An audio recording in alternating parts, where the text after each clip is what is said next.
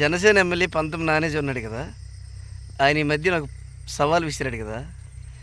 అది ఆంధ్రప్రదేశ్ రాష్ట్ర ప్రజలకు అర్థం కాలేదు, కానీ ఆ సవాల్ వెనక చాలా మర్మం ఉంది. ఏంటంటే 2 సంవత్సరాలు అవుతుంది కూటమి ప్రభుత్వం వచ్చి. రాష్ట్రంలోనే ఎలాగో ఏం చేయలేకపోయాం, మా నియోజకవర్గంలో నేను కూడా ఏమీ చేయలేకపోయాను.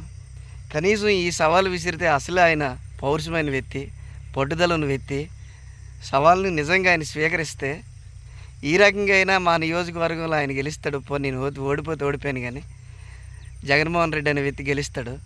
ఈ రకంగా అయినా మా నియోజకవర్గం బాగుపడద్దని ఆయన ఉద్దేశం. అది ఆంధ్రప్రదేశ్ రాష్ట్ర ప్రజలు అర్థం చేసుకోవాల్సిందిగా, ముఖ్యంగా పంతం నానాజీ ఎమ్మెల్యేగా గెలిపించిన నియోజకవర్గ ప్రజలు కూడా అర్థం చేసుకోవాల్సిందిగా చిన్న మనవి. ఆయన వాస్తవానికి వైసీపీ వాళ్ళని రెచ్చగొట్టలేదు. జగన్మోహన్ రెడ్డి అయితేనే ఇక్కడికి వచ్చి ఏదైనా చేయగలడు, మా ప్రజలకు న్యాయం జరుగుద్దని ఆయన ఉద్దేశం.